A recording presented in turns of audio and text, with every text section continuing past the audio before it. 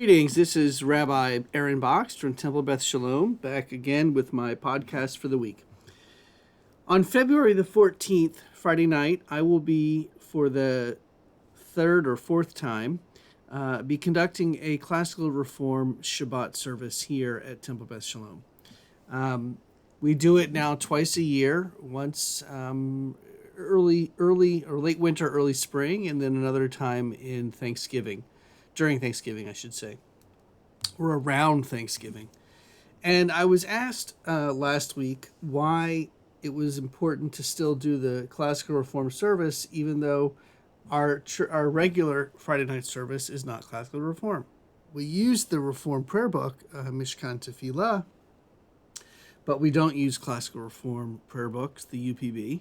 As a matter of fact, the classical reform service that we do is all on PowerPoint because we don't have books. We don't have, I have several copies of the UPB myself, but the congregation doesn't have enough books.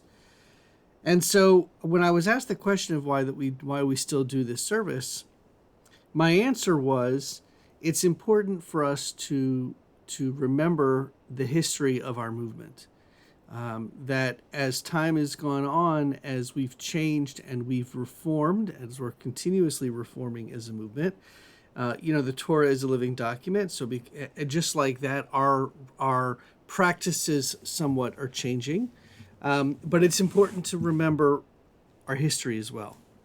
And as a matter of fact, people who are perhaps my age and older grew up on classical reform services, and the people that are older than me grew up with the Union Prayer Book, which was the original Reform prayer book, classical Reform prayer book. And so it brings back a lot of nostalgia, a lot of feelings of, bringing them back to their memories from the past. And it's important to remember our history, to embrace our history. I would not want to do the classical reform service more than 2 or 3 times a year because it is different, and we have adapted and moved forward as a movement. And some of the challenges of the classical reform service are it's not a very modern language. Some of the key components of Judaism, specifically with the liturgy, are back into the fold and more stressed upon now than they did in classical reform. And a perfect example of this is liturgy revolving around Israel.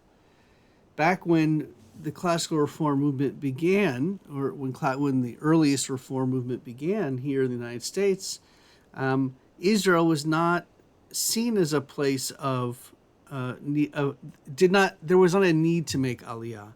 People believed that here in America we were living in the promised land, and that life was, and this was the feeling. And there were actually a small but very vocal part of the Jewish community, the non-Orthodox Jewish community, and I would actually say probably some within the Orthodox community as well at the time, that actually were against Zionism and were against the idea of resettling in Israel.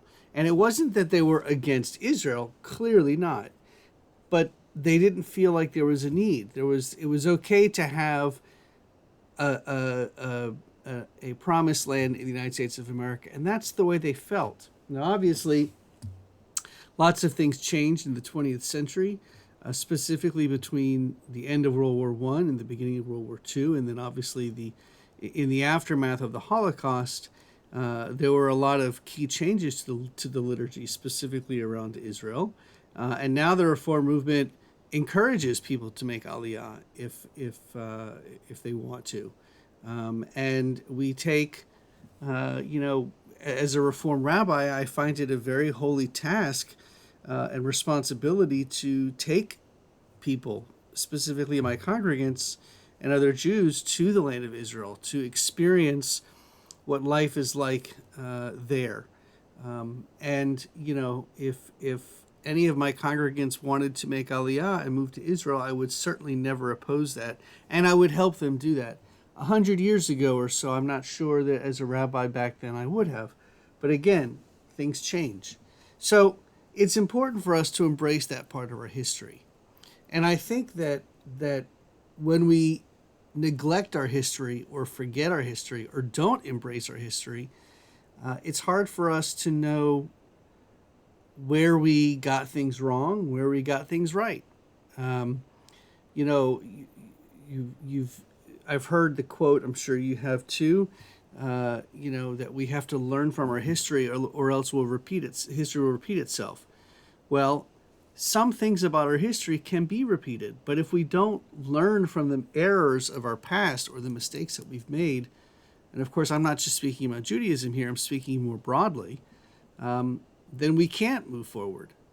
And moving forward is the most important thing we can do. And so I want to just say that Classical Reform Judaism, the Classical Reform service here is very important. Because, like I said, we need to embrace our past and embrace our history with the point or perspective of looking forward at the same time. And that can be done.